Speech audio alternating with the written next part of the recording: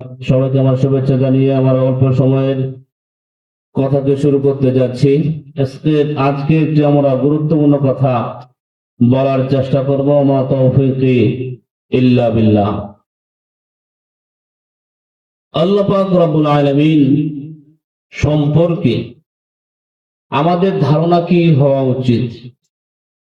আল্লাহ পাকের পরিচয় যদি কারো জানা না থাকে তাহলে আল্লাহকে মানবে কিভাবে? ঠিক কিনা বলেন?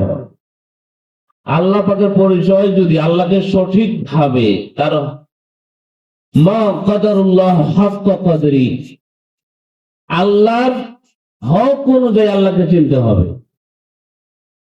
আল্লাহকে চিনতে গিয়ে জানতে গিয়ে কেউ যদি ভুল করে তাহলে সে পাপ পিছলে জাহান্নামের পথে গিয়ে চলবে। ঠিক কিনা? এজন্য আল্লাহকে চিনতে হবে। আল্লাহকে চেনার ক্ষেত্রে একটি গুরুত্বপূর্ণ কথা আলোচনা হলো আশিরকু বিল্লাহ, আল্লাহর সাথে শিরক করা। কি কি কাজ করলে শিরক হয় এবং শিরক কোন ধরনের গুনাহ, এই সম্পর্কে আলোচনার চেষ্টা করব ইনশাআল্লাহ। ওয়া তাওফীক ইল্লা বিল্লাহ। আল্লাহ পাক রব্বুল আলামিন সূরা হজের 31 নম্বর আয়াত, কত নম্বর আয়াত? সূরা হজের 31 নম্বর আয়াতে আল্লাহ পাক রব্বুল আলামিন বলছেন,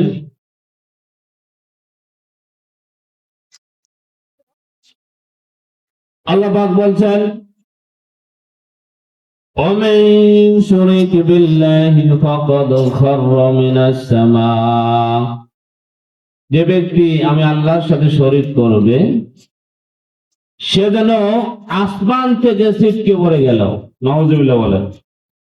শিরক করলে আল্লাহ উদাহরণ দিচ্ছেন, যে ব্যক্তি আমার সাথে শরীক করে সে যেন কোথা থেকে বলল? আসমান থেকে ছিটকে পড়ে গেল। প্রথম আসমান থেকে কেউ যদি পড়ে যায়, প্লেন থেকে পড়লে তো তার খোঁজ থাকে না, ঠিক কিনা? আসমান থেকে পড়ে গেলে অবস্থাটা কি হবে? আল্লাহ পাক এটা উদাহরণ দিচ্ছেন। أو تهوي به الريح في مكان سحيق فتخطفه الطير, আসমান থেকে পড়ে যাচ্ছে, এই মুহূর্তে তাকে কোনো পাখি ধরে নিয়ে গেল ছোঁ মেরে, অথবা বাতাসে তাকে এমন এক দূরবর্তী কোনো জায়গায় নিয়ে ফেলাইয়া দিল। এই অবস্থা ওই ব্যক্তির যে আল্লাহর সাথে শিরক করবে। দ্বিতীয় নম্বর আয়াত দেখেন, আল্লাহ পাক রব্বুল আলামিন বলছেন সূরা লুকমানের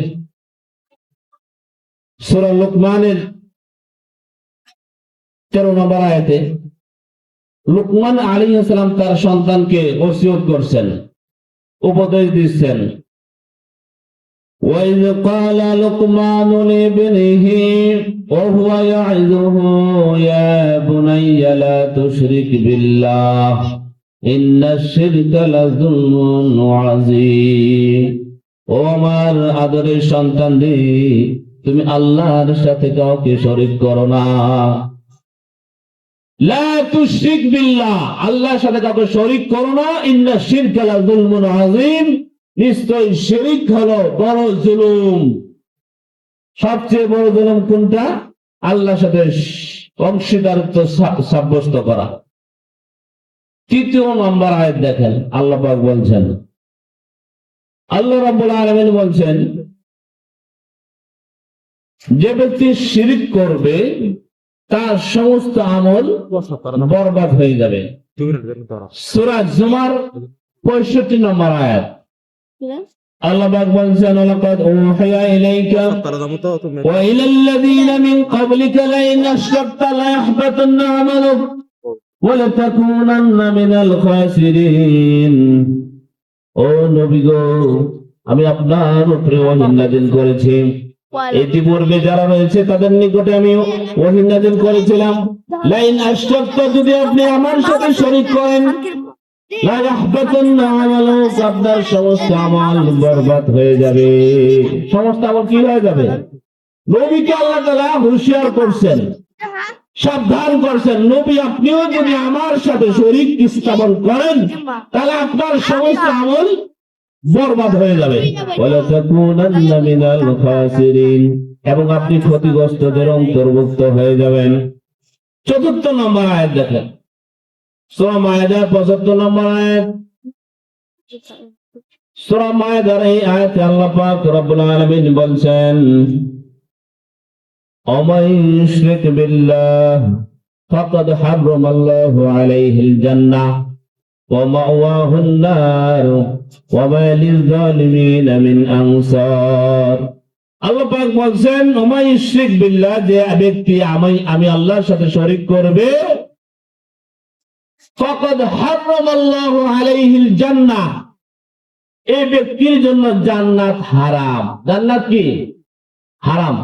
তাহলে জান্নাত যদি হারাম হয়ে থাকে, যাবে কোথায়? শ্বশুর বাড়ি। শ্বশুর বাড়ি যাইব। এর জন্য জাহান্নাম ফরজ হয়ে যাবে। জান্নাত যেহেতু হারাম, তাহলে যাবে কোথায়? তার ঠিকানা কোথায়? জাহান্নামে। আল্লাহ পাক পরবর্তীতে বলছেন, হারামাল্লাহু আলাইহিল জান্নাহ ওয়া মাওয়াহুন নার, ওর জায়গা হলো জাহান্নামে। ওয়া মা লিয-যালিমিন মিন আনসার, এবং এই জালেমদের জন্য কোনো সাহায্যকারী নাই। কি নাই? কোনো সাহায্যকারীও তারা পাবে না। তাহলে শিরক কত বড় একটা অপরাধ, চিন্তা করে দেখেন। কত বড় অপরাধ! যে অপরাধের কারণে মানুষ জালেম হয়ে যায়, যে অপরাধের কারণে মানুষ আসমান থেকে ছিটকে পড়ার চেয়ে গুরুতর অপরাধ করে, যে অপরাধের কারণে মানুষের সমস্ত আমল বরবাদ হয়ে যায়, যে অপরাধের কারণে সর্বশ্রেষ্ঠ সর্বশেষ জায়গা, আবাস স্থল, আসার জায়গা, ভরসার জায়গা, সেটাও হাতছাড়া হয়ে যায়, জান্নাত হারাম হয়ে যায়। তাহলে এটা ছোট পাপ না বড় পাপ? হাদিসের মধ্যে দেখেন, বুখারী শরীফ ৪৪৭৭ নম্বর হাদিস রয়েছে ইবনে মাসউদ রাদিয়াল্লাহু তাআলা আনহু থেকে। তিনি বলেন, কুনতু ইয়া রাসূলুল্লাহ আইয়ুল যামবি আযম, ইয়া রাসূলুল্লাহ, ইয়া হাবিবাল্লাহ, কোন গুনাহটা সবচেয়ে বড়? কোন গুনাহটা আল্লাহর নিকটে সবচেয়ে গুরুত্বপূর্ণ, সবচেয়ে বড় গুনাহ আল্লাহ তাআলা মনে করেন? আল্লাহর হাবিব বললেন, আনতা জাআলা লিল্লাহি নিদ্দা ওয়া হুয়া খালাকাক, আল্লাহর জন্য শরীক সাব্যস্ত করা, অথচ সে আল্লাহ তোমাকে সৃষ্টি করেছে। ঠিক না? এই আল্লাহ তোমাকে সৃষ্টি করেছে, সে আল্লাহর সাথে তুমি কি করবা? শরীক স্থাপন করবা। আল্লাহকে মেনে নিবে না। অন্য হাদিসে রয়েছে, সিনতানে মুজিবাতান, দুইটি জিনিস আবশ্যকীয়, দুইটি জিনিস আছে। আবশ্যকীয় কয়টি জিনিস আছে? দুইটি জিনিস জরুরি করে দেয়। দুই জিনিস জরুরি করে দেয়। আবশ্যকীয় দুইটি জিনিস হলো, সাহাবায়ে কেরাম জিজ্ঞাসা করলেন, ইয়া রাসূলুল্লাহ মাল মুজিবাতান, দুইটি আবশ্যকীয় জিনিস কি কি?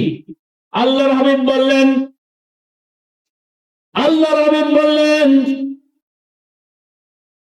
মান ইউশরিক বিল্লাহি দাখালান নার, যে ব্যক্তি আল্লাহর সাথে শরীক করবে, সে অবশ্যই জাহান্নামে প্রবেশ করবে।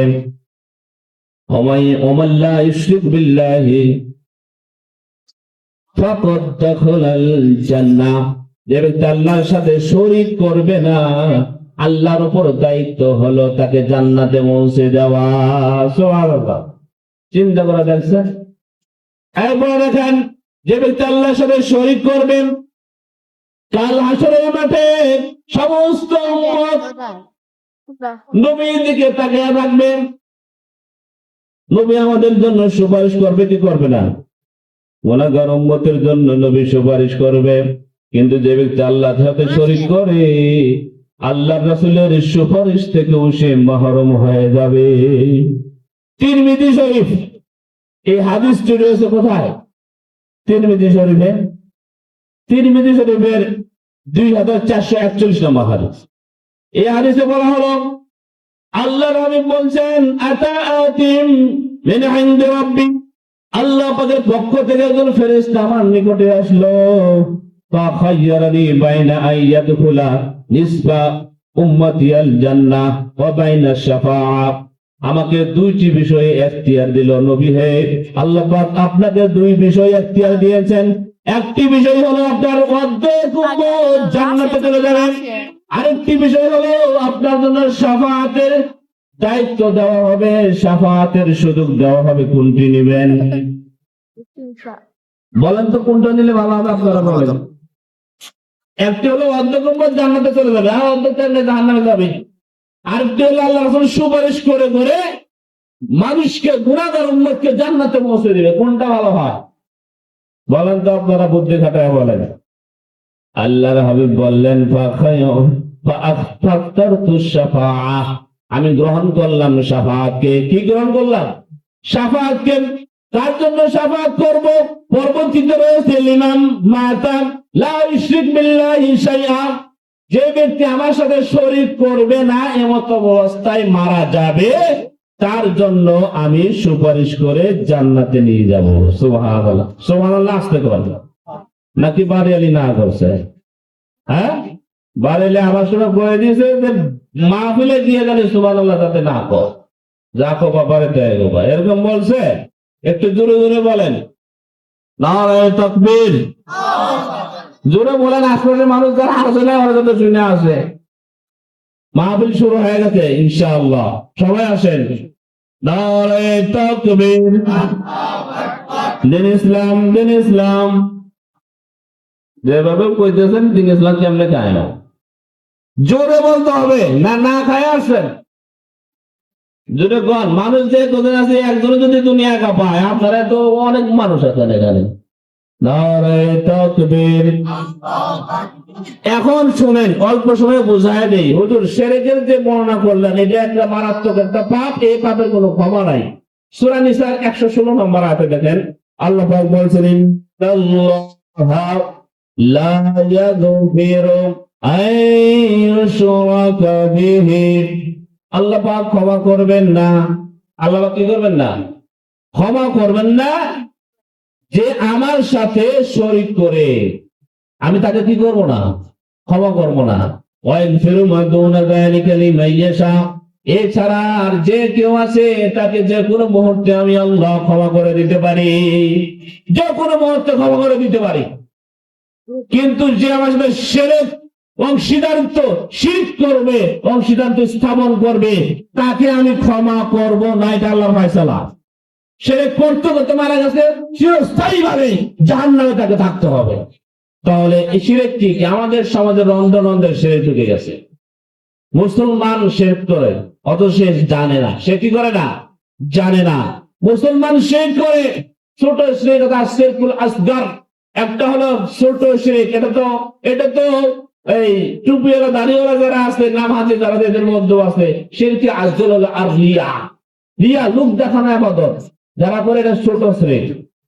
এই শিরক থেকে আমাদেরকে বাঁচতে হবে, ঠিক কিনা? এরপরে আসেন সমাজের রন্ধনন্দে শিরক ঢুকে গেছেন।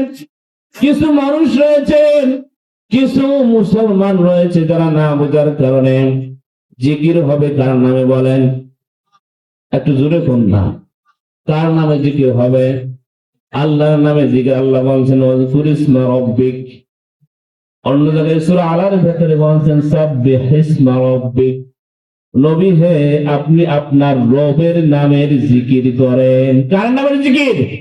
রবের নামের তাসবিহ পড়েন, রবের নামের জিকির করেন। ইয়া আইয়ুহাল্লাযীনা আমানু যকুরুল্লাহা যিকরান কাসীরা ওয়াসাব্বিহুহু বুকরাতাও ওয়া আসীলা।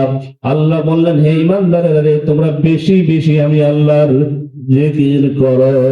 কিন্তু একদল ভাইকে দেখা যায় আল্লাহর জিকির তো দূরের কথা, বাবার জিকির করে, ঠিক কিনা? বাবার জিকির আছে না নাই?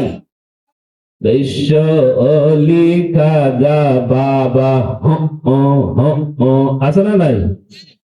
মিয়া শহর এলাকাতে আরো বেশি মিয়া। এর জিকির করলো কার? খাজা বাবার জিকির করছে। ওর ইমান আছে না গেছে? এখন কি বুঝলেন? ও জিকির করার কথা আল্লাহর নামে করছে, বাবার নামে করছে, পীরের নামে। ওর ইমানও গেছে, ওর সবই গেছে, ঠিক কিনা? হ্যাঁ, আর বলে কেউ ফিরে না খালি হাতে, তাদের তোমার দরবারে আসে না নাই? যে গানটি বলে দেখেন কতটা মিথ্যা কথা তারা বলে, কেউ ফিরে না খালি হাতে, খাজা তোমার দরবারে। কত মিথ্যা কথা দেখেন। গরু নিয়ে যাই, খালি হাতে চলে আসে, ঠিক কিনা? ছাগল নিয়ে যায়, খালি হাতে চলে আসে। মোমবাতি আগরবাতি নিয়ে যায়, খালি হাতে চলে আসে। টাকা নিয়ে যায়, পয়সা নিয়ে যায়, খালি হাতে চলে আসে। এরপরে কাঁঠালের সময় কাঁঠাল দেয়, খালি হাতে চলে আসে, ঠিক কিনা? আপনাদের এলাকাতে কাঁঠাল তুলে না? হ্যাঁ রে মিয়া, আমার এলাকা না আছে, আমি সরাই মামতি করছি কিছুদিন, জ্বালায় খাইছে আমার। আমি এর বিরুদ্ধে কইছি, তাই হুজুর কিচ্ছু জানে না। জানে কে? কয় যে জিন্দগিতে মাদ্রাসা পাড়াই দেয় নাই, ও সবচেয়ে বড় হুজুর আপনাদের চর এলাকাতে। একটু মিলাদের টান দিতে পারে। আর মিলাদের ঠেলায় দাঁড়ায় গেছেন, শিখ করেছে সমাজের ভিতরে, সে নন্দে নন্দে ঢুকাই দিয়া এই সবচেয়ে বড় হুজুর পরিণত হয়ে গেছে কিছু লোকের সামনে, কিছু লোকের চোখে। অথচ আমরা হক কথা বলতে গিয়া ওরা বলে এই হুজুর কিচ্ছু জানা না, এটা কাঠমুল্লা। কি মোল্লা এটা? কাঠমুল্লা। সব কিছু দিয়ে খালি হাতে চলে আসে, এখানে আসে গান কয়, কেউ ফিরে না খালি হাতে খাজা তোমার দরবারে। দাদা শিখপূর্ণ একটা কথা, ঠিক কিনা? আসলে এমন একটি দরবার রয়েছে যে দরবার থেকে পৃথিবীতে কেউ কোনোদিন খালি হাতে চলে আসে নাই, ভবিষ্যতেও অতীতেও আসে নাই, এখনো আসে না, ভবিষ্যতেও যার দরবার থেকে খালি হাতে একেবারে কেউ খালি হাতে আসে না, সে দরবারটির নাম কি বলেন? আল্লাহ দরবার, ঠিক কিনা? আল্লাহ তোমার দরবারেতে সবাই ফিরে ভরা হাতে, ঠিক কিনা? হাজার তোর দরবারেতে সবাই ফিরে খালি হাতে, ঠিক কিনা বলেন? সবাই খালি হাতে মিনতে, যার বলে কেউ ফিরে না খালি হাতে, খাজা তোমার দরবারে। মিথ্যা কথা, মিথ্যা কথা। এরপরে আসেন মান্নত, আছে না নাই? মান্নত, মান্নত শুনেন আপনারা? মান্নত বুঝেন না?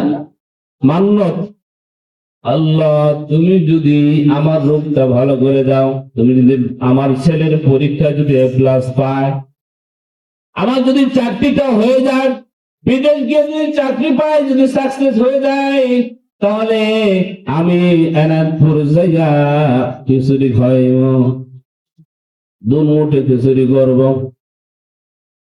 আছে না নাই?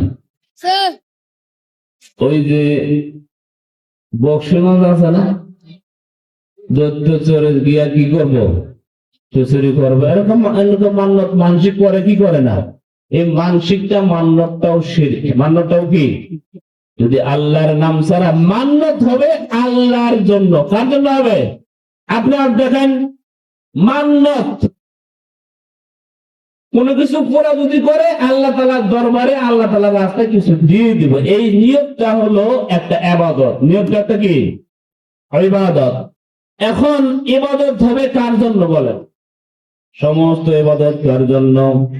قل إن صلاتي ونسكي ومحياي ومماتي لله رب العالمين إن صلاتي ونسكي, আমার নামাজ, আমার কুরবানি, আমার জীবন, আমার মরণ সব হলো আমার এক আল্লাহ পাকের জন্য, ঠিক কিনা বলেন?